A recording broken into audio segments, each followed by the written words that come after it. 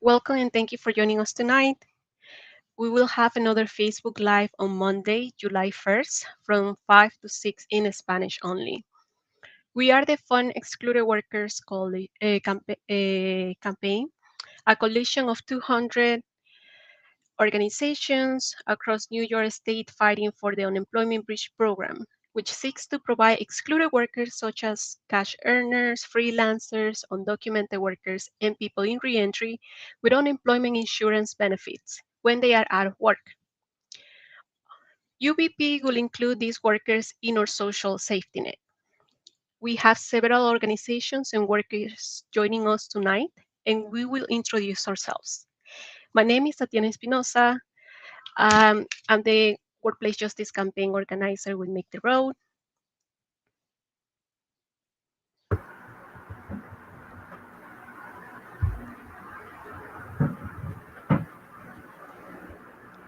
And I'm here with my colleagues. Hi, I'm Roxana Siaka, the organizer with Worker Justice Center of New York. I'll pass it to Diane. Hello, my name's Diane Kantav. I'm the Worker Justice Organizer for Long Island Jobs with Justice, and I'll pass it to Julie. Hello, everyone. My name is Julie Flores. I volunteer for Jobs with Justice, and I'm an excluded worker. Thank you.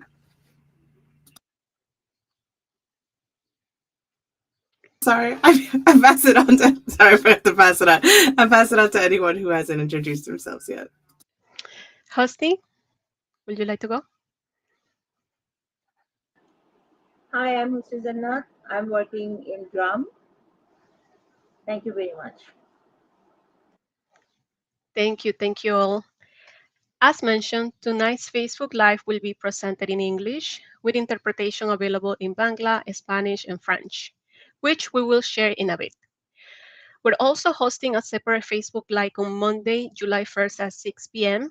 On the screen, you can see the event link to join that Facebook Live if you want to hear this in Spanish.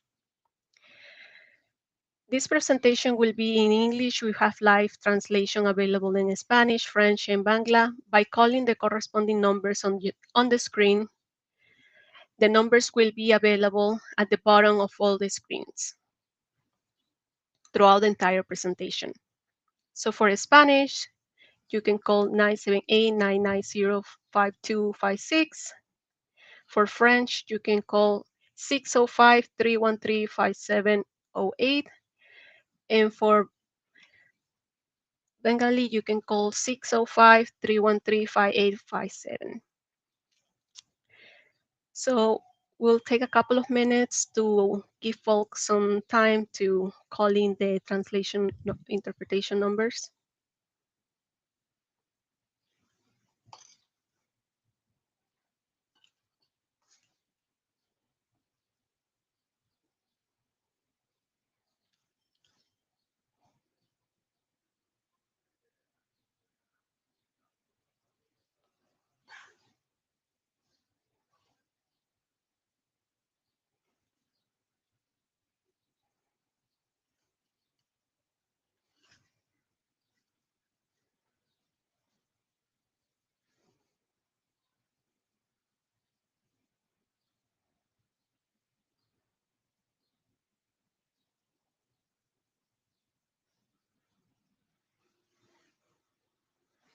Once again, if you need interpretation in English, Spanish, or Spanish, Bangla, or French, please call in the interpretation lines on the screen. We will display them throughout the entire presentation for those who join us at different times.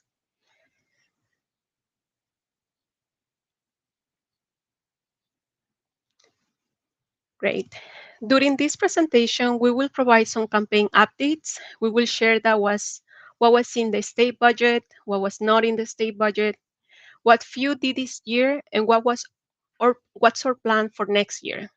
We will get to hear directly from workers in our coalition, and finally, we will share with you different ways to support our campaign. Our agenda for today includes national news on immigration, New York State budget, what was in the budget and was not included, few accomplishments, plan to win next year, worker stories, and how to get involved. Next slide, please.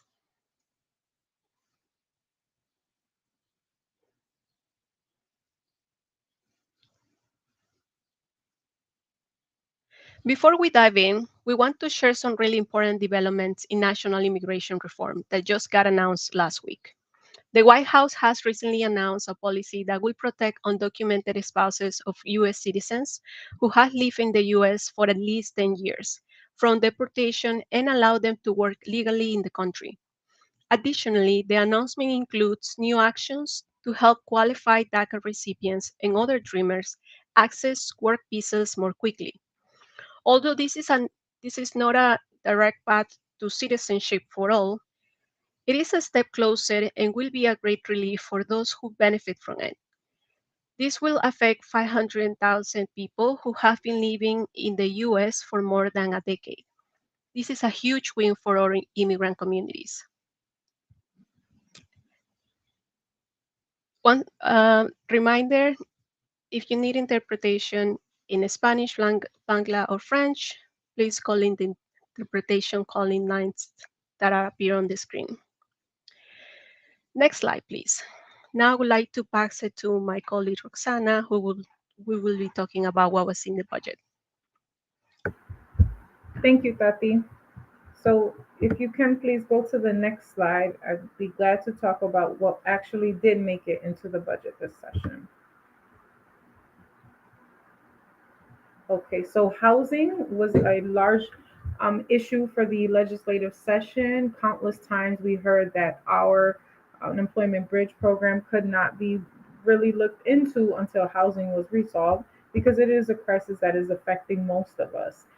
We need to address the supply of housing, and we need to focus on the affordability. So there, at least the budget did include funding to develop more housing on state-owned land and higher incentives for developers to build affordable housing.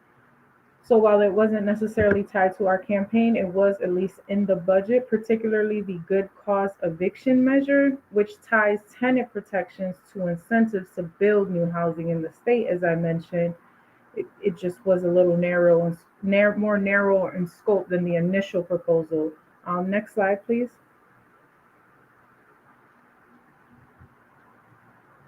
Another thing that was included in the budget was schools harmless as far as education funding. So our governor is going to add $1.3 billion increase in educational aid.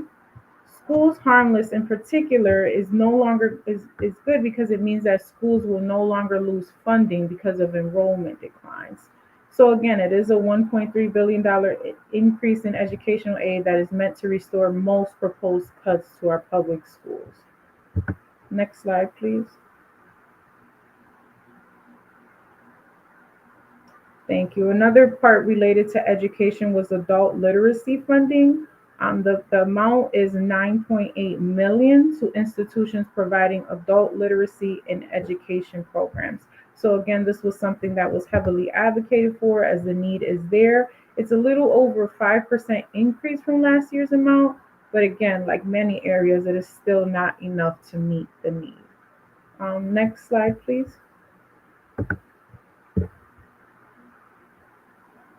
Thank you. Migrant funding is something that is super important to the campaign that we are hoping to support. And there is at least a $2.4 billion increase in the budget for New York City to assist New Yorkers. As you may know, this has been a crisis in New York in particular. There have been a lot of false narratives on what it would take to fund migrants living in New Yorkers. And so this need is urgent, and additional funding is critical to fully address the needs of our newest New Yorkers, being that we should be welcoming migrants to the area. Next slide, please.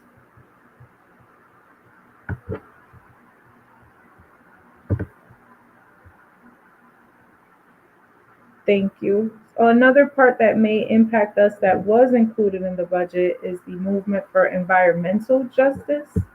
A big part is not necessarily a dollar amount, but there is allocated 500 million, for the Clean Water Infrastructure Act.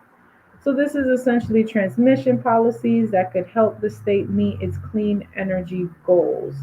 And so there is some dedicated to that around the clean energy for New Yorkers. Next slide, please.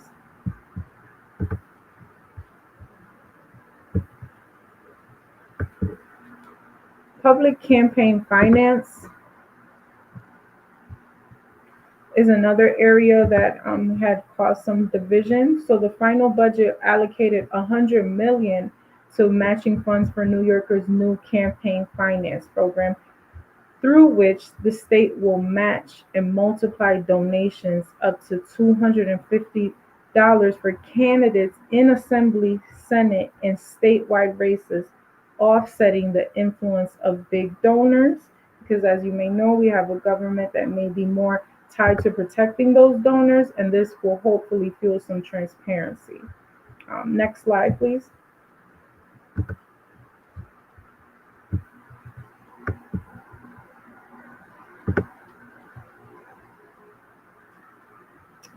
It's also good to include some wins in the labor sector, being from Worker Justice Center. Not a lot went into the budget as far as what we advocated for worker rights, as far as empire worker protection.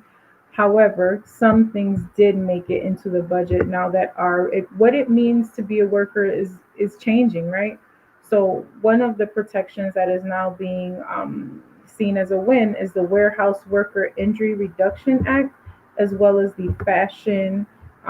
There's a fashion act as well that made it into the budget. But the warehouse one in particular is a huge win for workers, given that New York State has the highest injury rates in the country.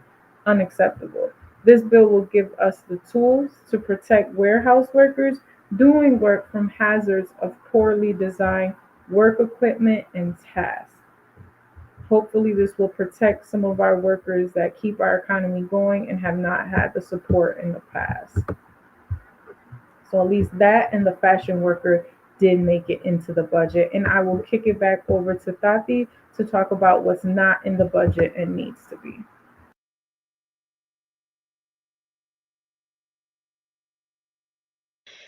Thank you, Roxana.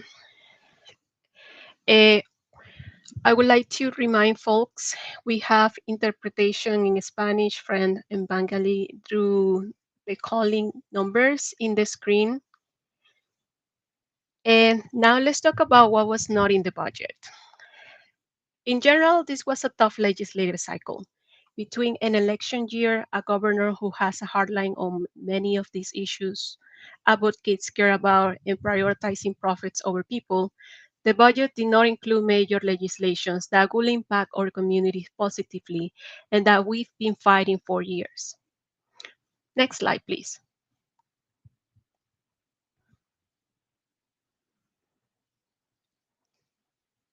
So one of the final budget did not increase taxes on the ultra wealthy to generate more revenue.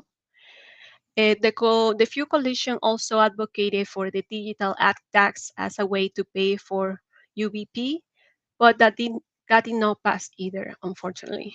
Next slide, please. In terms of labor, although we fought hard, the final budget failed to include the unemployment bridge program. Major labor wins for New Yorkers were not included in the budget this session. Despite most bills having increased support, Governor Hochul's stance on immigration and refusal to raise taxes for the wealthy made these bills harder to win. Next slide, please.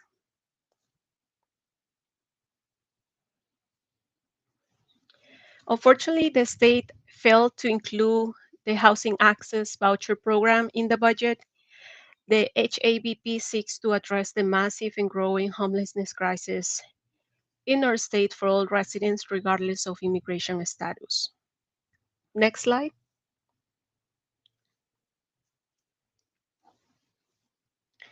Coverage for all. The state failed to include coverage for all in the final budget, despite growing support and a robust campaign from coalitions and champions.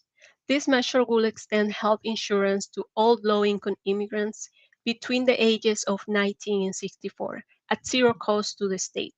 However, the budget does include provisions to modernize the state's hospital finance assistance program to protect New Yorkers from excessive healthcare costs and medical debt, regardless of immigration status. Now, I would like to pass it back to Roxana. Thank you. Thank you, Tati. I just want to address in the chat, it looks like someone was asking what was included in the budget. I can just quickly recap. Some of the things were included. I'm not sure. I apologize if I was going too fast for the interpreter.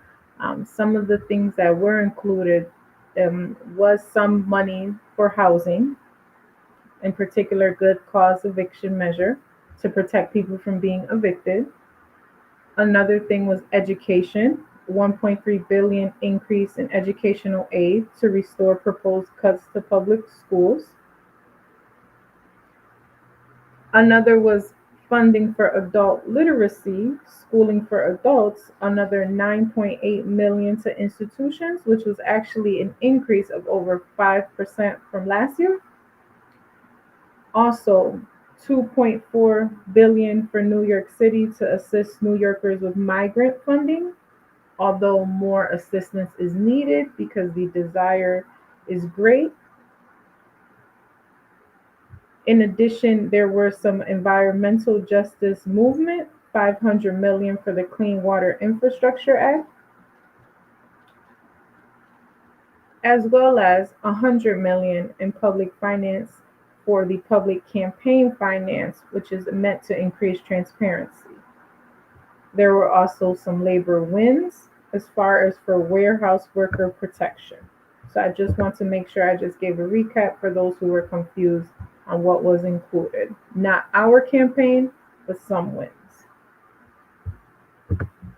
Thank you. So as we move forward, I just want to go ahead and be clear that those were the wins and that's what was not included. And this essentially is our response to the fact that much was not in the campaign, or excuse me, in the budget. So the budget was incredibly short-sighted. State lawmakers abandoned excluded workers this session, failing to provide a lifeline for hundreds of workers who are the lifeblood of New York's economy. New York's safety net is out of step with the realities of our modern economy, where more and more workers are both turning to and pushed into freelance work. Your gig type workers rather than full-time jobs. So for the approximately 750,000 excluded workers in our state, losing a job means losing everything. This is why we will keep pushing next session. Next slide, please. And I will actually pass this back over to Diane. Thank you. Anna. So I'm going to share a little bit about the legislative season and the campaign accomplishments. So for the next part, we're going to dive more into our advocacy efforts, both across the state and regionally. So the coalition brings us closer to winning UBP next year, and we'll share that. And just to add again, folks, if you need to call in, there are lines in Spanish, Bangla, and French. Next slide, please. So where legislative advocacy is concerned, the Assembly included UBP in the People's Budget, which highlights many of the issues Assembly members will fight for in the final budget. We advocated for more awareness and co-sponsors for the digital ad tax, our funding stream that would pay for UBP. That's right, the digital ad tax. Can you guys hear me? Okay.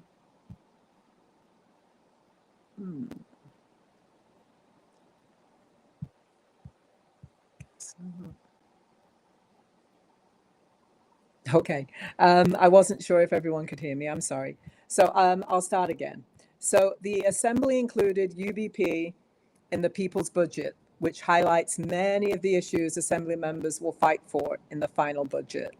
So we advocated for more awareness and co-sponsors for the digital ad tax. So that's the funding part of UBP. We engaged in numerous lobby meetings in Albany with legislators statewide as well, and Governor Hochul staff to advocate for UBP. In order to build momentum in the state legislature, we need legislators to sign on to budget letters that advocate for the bill each session. We accomplished the following budget letter sign-ons. We accomplished having 32 letters signed in the Assembly and 17 in the Senate. Unfortunately, as you know, that wasn't enough. Our partners, Worker Justice Center of New York, testified on behalf of UBP at the Labor Workforce Development Labor Hearing in the state capitol last year. So that was one of the pushes that we did try in order to get UBP on the map. Next slide, please.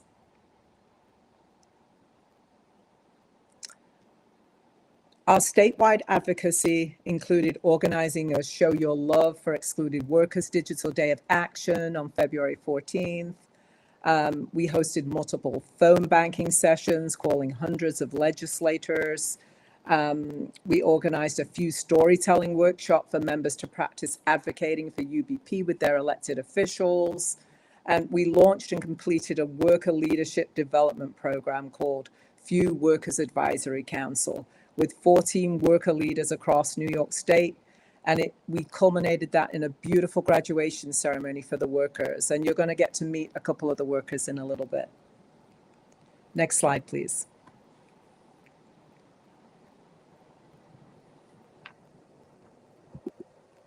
Thank you.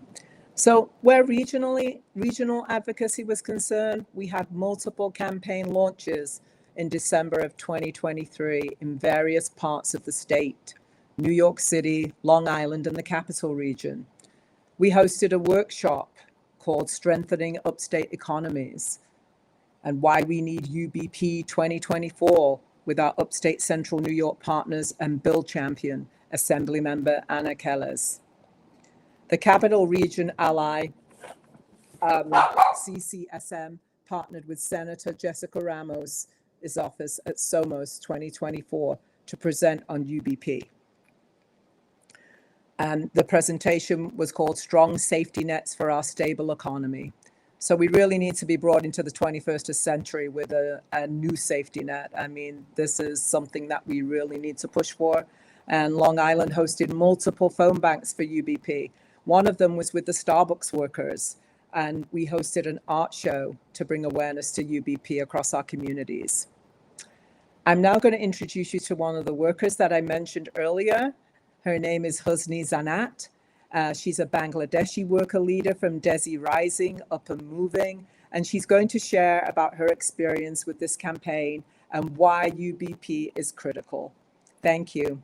Husni, I'm going to hand it over to you, and we'll have the next slide, and it's up. Thank you. Hi, Husni. Hi, thank you, Diana. Hello, my name is Husni Zannat and I am a drum member. I work as community assistant. I am an excluded worker. Access to unemployment insurance benefit could have significant positive impacts on me and my community in several ways, such as financial security, increased purchasing power, improved community safety, reduced stress and better health, increased investment in skills, training, political voice and advocacy. In many ways, overall access to unemployment insurance is a significant step towards a greater financial security, stability, and opportunity for both individuals and communities. Participating in the FEW Advisory Council helped me understand the Fund Excluded Workers Coalition mission and goals. I learned why it's crucial to advocate for the rights and inclusion of excluded workers in New York State and grasped the broader social justice impacts of this work.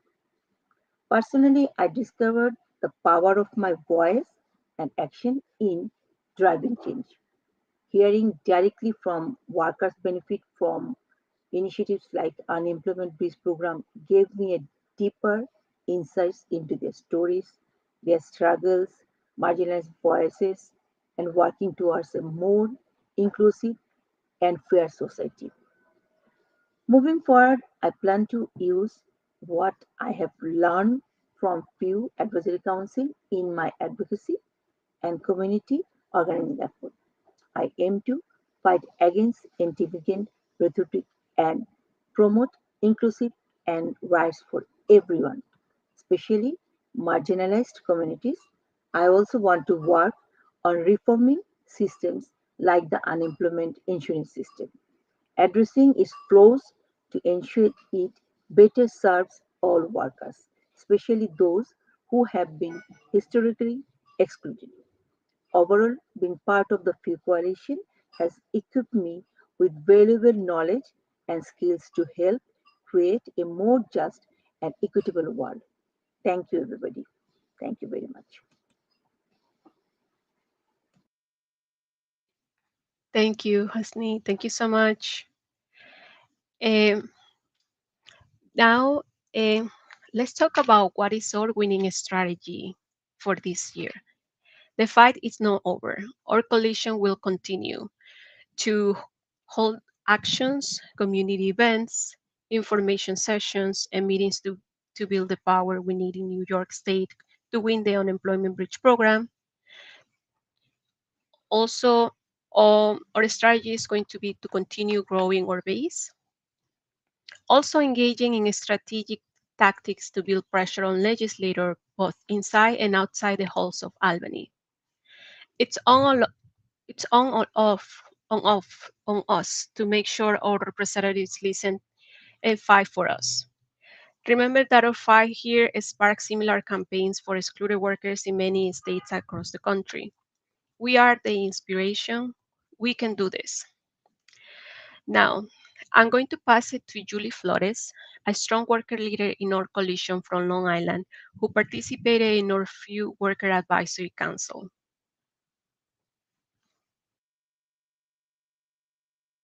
My name is Julie Flores. I'm just going to share a little bit about my experience and then so as I said, my name is Julie Flores. I'm an excluded worker from Great Neck, Long Island.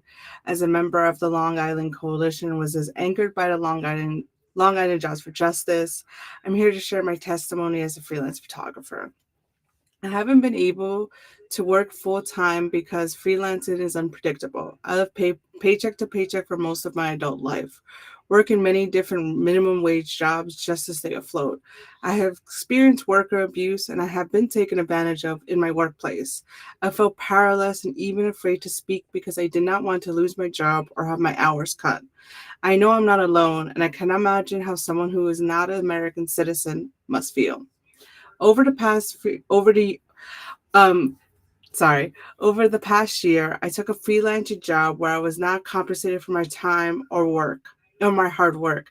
Later on, I realized that they taken advantage of me by hiring me just weeks before the event, expecting me to do everything. And then the day of the event, they texted me saying that they did not need my services anymore.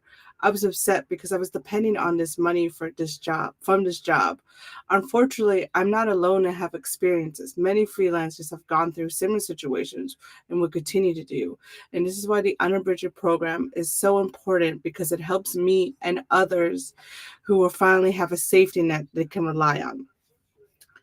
The unemployment bridge program is able to exclude unemployment coverage for 75,000 workers who are currently ineligible for traditional insurance. It is explained that over 30,000 people will receive benefits at any given time. Our current unemployment insurance system has not been updated in nearly a century.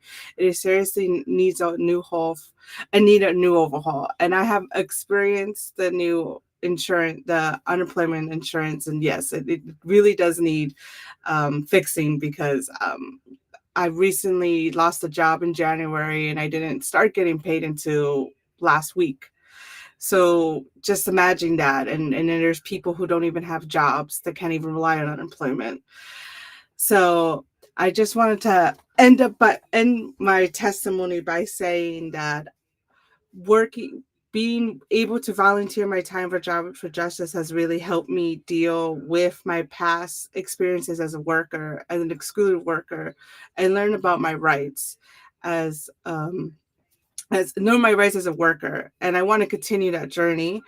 And by sharing my story, I know that it's helpful. And I know that sometimes it's scary to share your story, but once you start doing it, you're going to feel powerful and you're going to help the people who are voiceless. So the last thing I want to share is that over the last 2 years, I've been going to events and rallies for Jobs for Justice, and I've been photographing them. And I've been currently working on a scene to show the pictures that I have been doing. I'm just going to show off the screen because there's nothing there. So this is what I've been working on. If you could see it, it is just a little zine from all the pictures I've been taking throughout the 2 years I've been working for Job for Justice. And if we could go to the next slide so I could tell people about how they could get involved. So you guys could follow us on Twitter, Instagram, and Facebook. And then, of course, you could sign the petition to help the excluded workers. As you know, once again, we were not on the bill. The excluded worker program was not on the bill this year.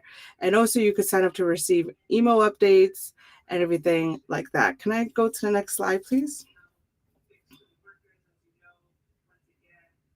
And to get plugged in with your regional anchor, so whatever region you live in, these are the people you can reach out to. If you're in New York City, you reach out.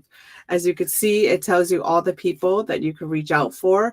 Please don't hesitate to reach out to them. If I recommend to take a picture to remember. So just in case you don't feel like doing it today and you need someone to talk to, please take a screenshot of this so they're there to help you out. Next slide, please. That's it. The fight is not, the fight is not over. It's all of us to make sure our representatives listen to us and fight for us. And I'm just going to, we vote for the people who are in office. So we're asking for this. Don't feel wrong. We vote them in. We could vote them out. So just remember that we have the power who is elected into office. Our representatives are working for us. So please remember that we have to fight for what we want. And I know it's tireless and there's people who probably been doing this since that, but we have to keep fighting in order for things to keep going. Next slide, please. Where does it? Thank you guys so much for coming. And as I said, if you have any more questions or anything, I hope you took a screenshot, and I'm going to hand it off to Tati. Thank you so much and have a wonderful day, everyone. Thank you so much, Julie. We will win this fight with the strength of all of you. Sí se puede. Thank you for joining us and have a good evening. And thank you to all of presenters. Thank you. Bye.